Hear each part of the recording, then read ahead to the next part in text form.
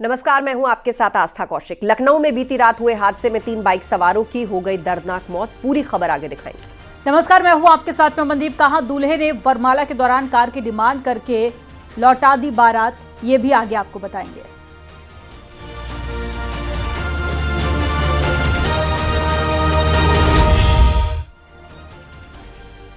लखनऊ में बीती रात एक भयंकर हादसा सामने आया। यहां तेज रफ्तार से दौड़ रहे बेकाबू ट्रक ने एक बाइक को टक्कर मार दी, जिससे 3 दोस्तों की दर्दनाक मौत हो गई। लखनऊ के माल इलाके में 3 दोस्त सानू, राजू और धर्मेंद्र एक शादी समारोह में शिरकत करने आए थे, लेकिन उनके घर वालों को क्या पता था कि वो फिर कभी लौटकर नहीं आएंगे। शादी में शामिल होने के बाद तीनों घर की तरफ लौटने लगे।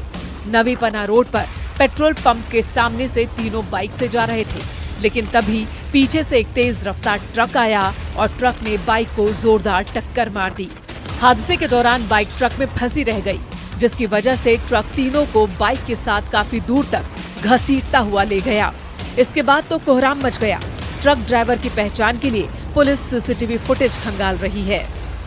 मौके पर मौजूद लोगों ने तत्काल इन लोगों को अस्पताल में भर्ती कराया गया, लेकिन तब तक डॉक्टरों ने इन्हें मृत घोषित कर दिया। हालांकि इस दौरान जो ट्रक चालक था वो ट्रक लेकर फरार हो गया। अब पुलिस सीसीटीवी कैमरे के जरिए आरोपी ट्रक और उसके चालक की तलाश में जुटी हुई है। कैमरामैन अनिल कुमार के साथ राजीव प्रताप सिंह, न्यूज 18 लखनऊ।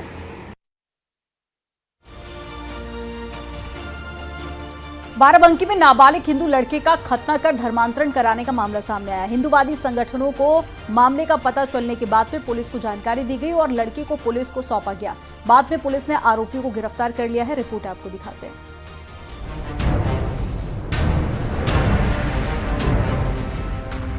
नाबालिग का कराया खतना।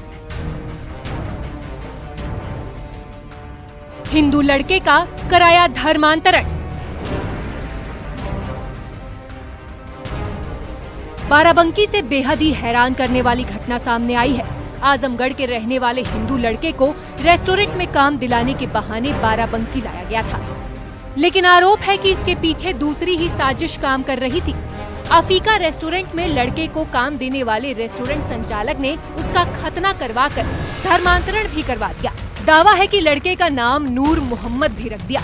जैसे ही हिंदू संगठनों को मामले की जानकारी हुई, इसके बाद तो हंगामा खड़ा हो गया। बाद में पुलिस बुलाई गई। मेरे जिला अध्यक्ष जी हैं ब्रजेश बैस जी, हम दोनों लोग कल वहां मौके पर पहुंचे और इस बच्चे से बातचीत किया गया। तो ये बच्चे ने बताया, पहले तो इसने अपना नाम नूर मोहम्मद बताया, लेकिन जब हम लोगों ने इसको थोड़ा सा प्रेम से बात किया गया और जानने की कोशिश किया गया, तब इसने पूरी अपनी पीछे की स्टोरी बताया। लड़के ने जो बताया वो बेहद ही चौंकाने वाला था। उसके पिता ने पहली पत्नी को छोड़कर मुस्लिम महिला से शादी की थी। बाद में पिता की हत्या हो गई और सौतेली मां ने सारी संपत्ति हड़प ली और उसे घर से भगा दिया। आजमगढ़ में उसे कबाड़ का काम करने वाला मुर्शिद मिला, जिसने कई सालों तक उसे अपने पास रखा। बाद में मुर्शिद नाबालिग लड़के को बाराबंकी के रेस्टोरेंट में ले आया। आरोप है कि उसका ब्रेन वॉश किया गया। पिछले 4 महीने से वो रेस्टोरेंट में काम कर रहा था, जहाँ उसे 8,000 के वेतन पर रखा गया था।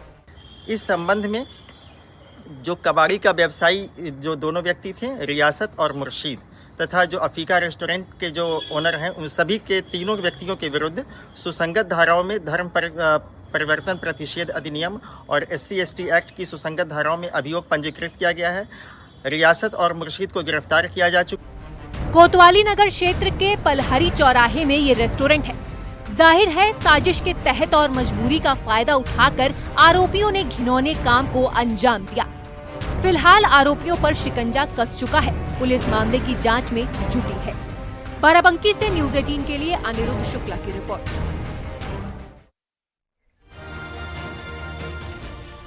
देश चाहे जितना भी आधुनिक हो जाए, लेकिन रूढ़िवादी सोच अभी भी देखने को मिल जाती है। वाराणसी में शादी समारोह के दौरान दूल्हे ने कार की डिमांड कर दी और उसके बाद गाजे बाजे के साथ आई बारात वहां से बैरंग लौट गई। लड़की पक्ष वाले अब इंसाफ की मांग कर रहे हैं।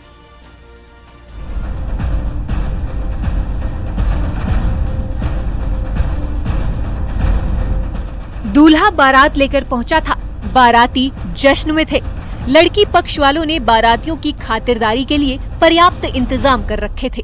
लेकिन तभी कुछ ऐसा हो गया जिसके बाद दूल्हा बिना दुल्हन के ही लौट गया। आरोप है कि दूल्हे ने जयमाला के दौरान कार की डिमांड कर दी, जिसके बाद तो खुशनुमा माहौल टेंशन में बदल गया।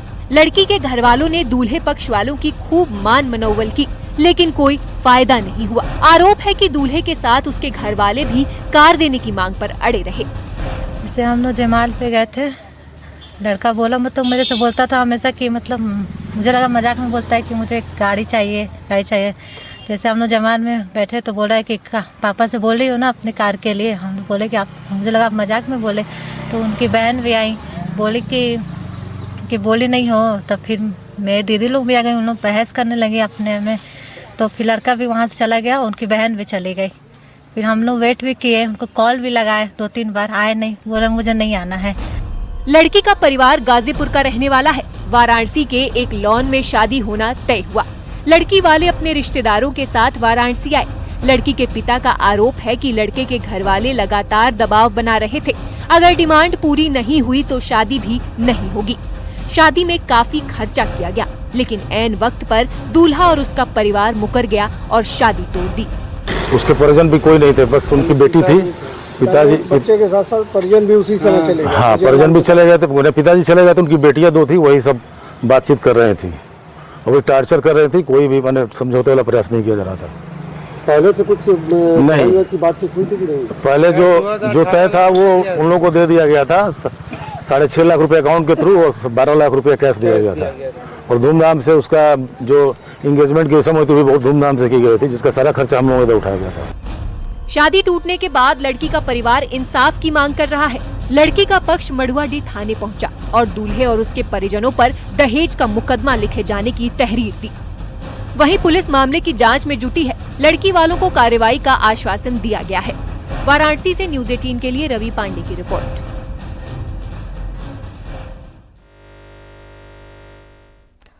सुल्तानपुर से बेहद ही दुखद खबर सामने आई। यहां पर बेटी की डोली के साथ मां की भी अर्थी उठ गई। हार्ट अटैक से महिला की जान चली गई। रिपोर्ट आपको दिखाते हैं।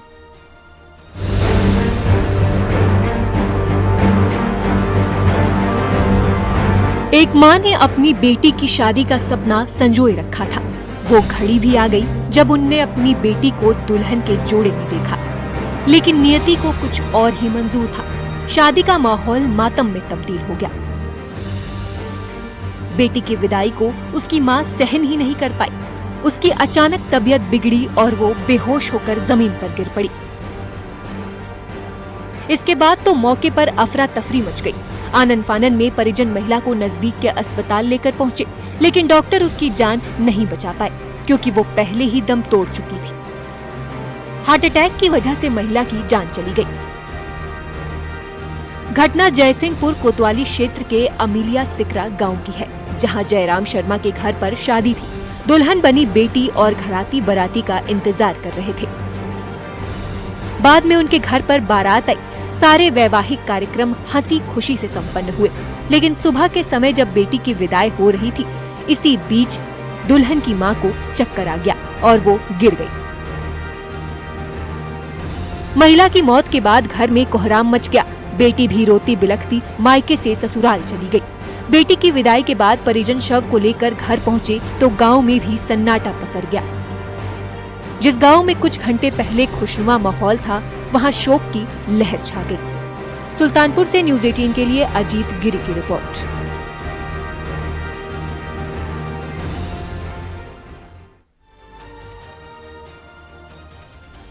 मुंबई में पिछले दिनों पूर्व क्रिकेटर विनोद कांबली एक कार्यक्रम के दौरान नजर आए, जिसमें वो बहुत ही बुरी हालत में दिखे। उनकी तबीयत ठीक नहीं थी, जिसके बाद सोशल मीडिया पर उन्हें लेकर काफी बातें हो रही हैं। अब 1983 वर्ल्ड कप जीतने वाली टीम के कैप्टन कपिल देव और बलविंदर संधू समेत कई क्रिकेटर्स ने मदद के लिए हाथ बढ़ाया है।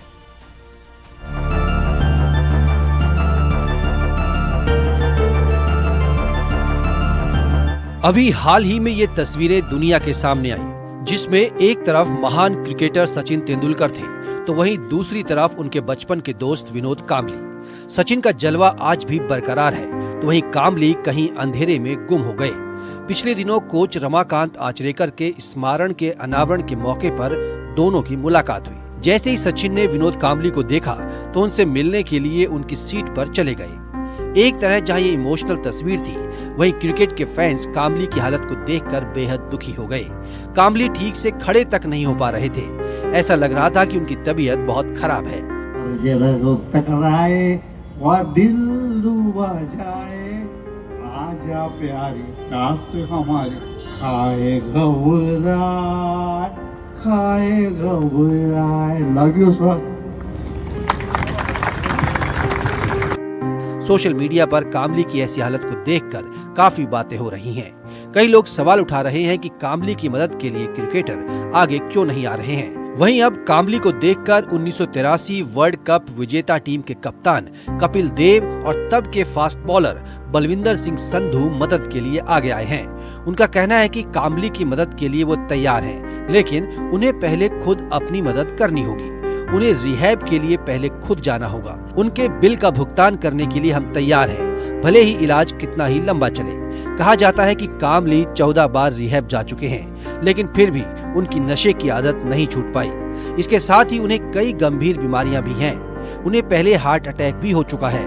विनोद कांबली ने कपिल देव के साथ कई मैच खेले हैं। किसी वक्त में विनोद कांबली का भी जलवा देखने को मिलता था, लेकिन वो अपनी लय से भटक गए। सचिन ने नेशनल टीम में पहले डेब्यू किया था। विनोद कांबली भी अपने टैलेंट के दम पर जल्दी ही टीम में आ गए। उन्होंने अपने क्रिकेट करियर की शुरुआत में ही तहलका मचा दिया था और बड़े खिलाड़ी बनने की तरफ कदम बढ़ा दिए थे। टेस्ट में लगातार 2 डबल सेंचुरी लगाई थी।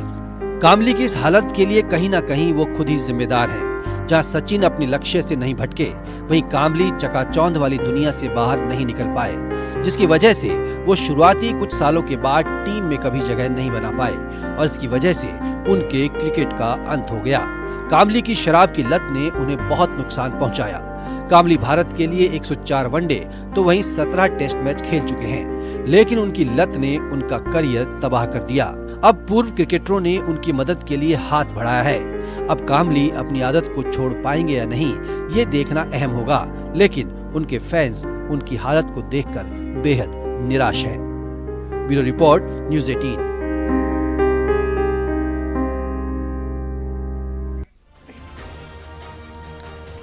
मेरठ में दीवारों पर लगा एक पोस्टर चर्चा का विषय बना हुआ है। तोते के मालिक ने उसे ढूंढकर लाने वाले को इनाम देने की घोषणा की है, जिस पर 10,000 रुपए का इनाम रखा गया है। पोस्टर में तोते की फोटो के साथ में मोबाइल नंबर भी लिखा हुआ है। उसकी पहचान भी बताई गई है, जिसके पैर में एक नाखून ना होने की बात लिखी गई है। तोते को ढूंढने वाले को तुरंत संपर्क करने को कहा गया है। मेरठ के सिविल लाइन क्षेत्र का ये मामला है, जहां पर तोता लापता हो गया है, जिसके पोस्टर लगाए गए हैं और ढूंढकर लाने वाले को इनाम देने की घोषणा की गई है।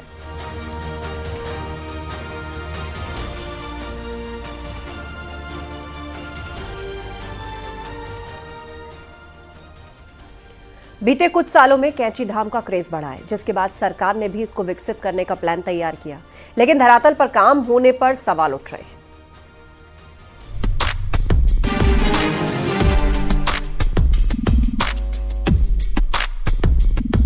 2020 के बाद कैंची धाम में भीड़ जरूर बढ़ी, लेकिन सुविधाओं का विस्तार आज भी नहीं हो सका है।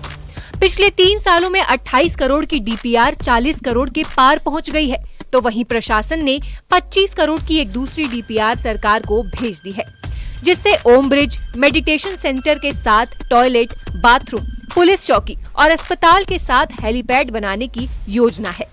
हालांकि सरकार ने धाम में काम कराने को लेकर 28 करोड़ रुपए मंजूर कर दिए हैं, लेकिन काम शुरू होने का इंतजार है। कैंची धाम का जो गवर्नमेंट की तरफ से 28 करोड़ की स्वीकृति मिल चुकी है, उस स्वीकृति के अंतर्गत एक ब्रिज है, ओम ब्रिज है, जो स्टेट ऑफ आर्ट ब्रिज है, और एक हमारा पार्किंग है, वहां पे पार्किंग की समस्या है, तो G+2 पार्किंग इसमें बनाएंगे। बाकी उसका एक रिवाइज एस्टीमेट 40 करोड़ का हम लोग ने भेज दिया है शासन में। गौरतलब है कि कैंची धाम में भीड़ बढ़ने के बाद कई कामों की योजना बनी, लेकिन धरातल पर काम आज भी नहीं हो सका है। आए दिन जाम से श्रद्धालुओं को परेशान होना पड़ रहा है, तो अल्मोड़ा, बागेश्वर, पिथौरागढ़ जाने वालों के लिए भी मुसीबत बन रही है। और सालों से सिर्फ डीपीआर की फाइल घूमने को लेकर स्थानीय लोग प्रशासन के कामकाज पर सवाल उठा रहे हैं। कैंची धाम में डीपीआर तो बढ़ाते जा रहे हैं, लेकिन धरातल में अभी तक काम नहीं हुआ है। ये सरकार की विफलता है, जो उधर ध्यान नहीं दे रही है, और जो यात्री हैं, यहाँ की जनता है, उनको 5-5, 6-6 घंटे लेट वहाँ से जाम में फंस रहे हैं, ना वहाँ पार्किंग की व्यवस्था है, ना स्वास्थ्य व्यवस्था है, जिससे लोग आम जनता भी परेशान है, वहाँ के ग्रामीण क्षेत्र के लोग भी परेशान हैं। बहरहाल जब तक कैंची धाम में काम नहीं होंगे तब तक मुसीबत ऐसी ही बनी रहेगी। जरूरी होगा कि प्रशासन जल्द काम शुरू करे और धाम आने वाले हजारों लोगों की आए दिन होने वाली परेशानियों को कम किया जा सके। न्यूज़ 18 के लिए नैनीताल से वीरेंद्र बिष्ट की रिपोर्ट।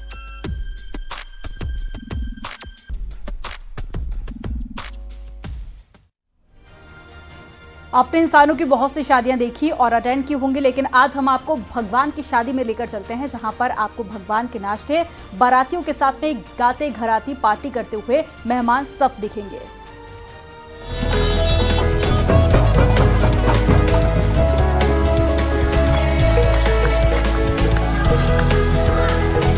हल्द्वानी की आवास विकास कॉलोनी में नाचते गाते ये बाराती कोई सामान्य बाराती नहीं है, क्योंकि ये इंसानों की नहीं बल्कि भगवान श्री कृष्ण के बाराती हैं।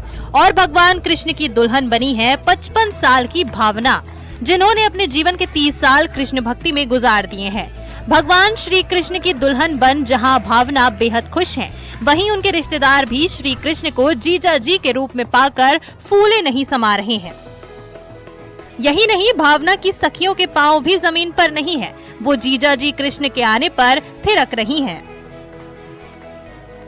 मैंने नहीं, उनने सोचा होगा, मेरे जैसे भाग कहाँ जो मैं उनके संग शादी करूं, उन्हीं ने सोचा होगा। और आज मैं इतनी खुश हूँ, मैंने सपनों में भी नहीं सोचा था कि आज मेरे लिए इतना होगा, सब आप लोग मेरे लिए इतना करेंगे करके। मैं इसलिए वो करा, उन्हीं भगवान ने मेरे को शादी के लिए वो करा होगा। हमें तो बहुत खुशी हो रही है, हमारी दीदी का विवाह हो रहा है, इतना अच्छी बात है। आज हमारा सौभाग्य है जो ये हमारी दीदी की शादी हो रही है श्री कृष्ण भगवान से। हमें जीजा के रूप में कृष्ण भगवान जी मिल रहे हैं, इससे बड़ी खुशी क्या होगी। दूसरी तरफ भगवान श्री कृष्ण की बारात का हिस्सा बन बाराती से लेकर पंडित जी भी खुद को धन्य मान रहे हैं।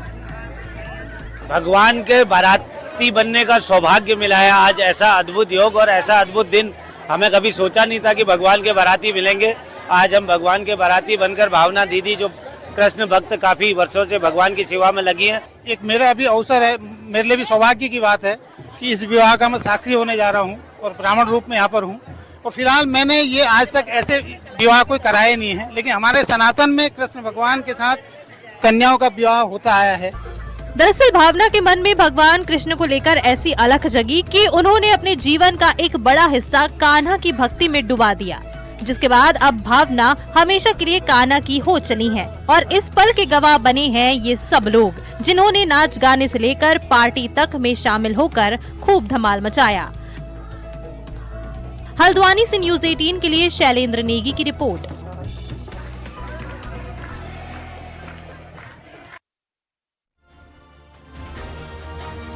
और रुकेंगे ब्रेक के लिए। आप देखते रहिए न्यूज़ 18।